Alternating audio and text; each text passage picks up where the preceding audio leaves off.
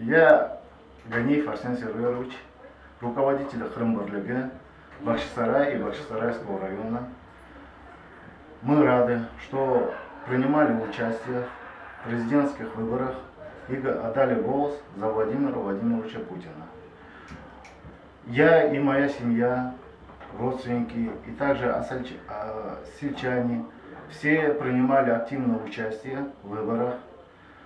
Мы рады, что крымские татары отнеслись к этим выборам с пониманием, с принятием участия в этих выборах, так как Крым-Барлига действовал на протяжении всего времени, чтобы крымские татары принимали участие.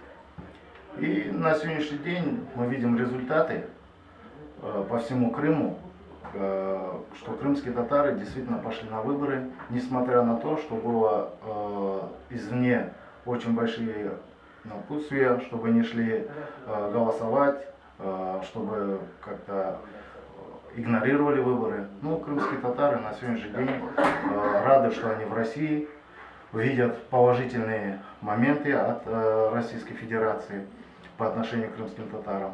И они свой выбор сделали.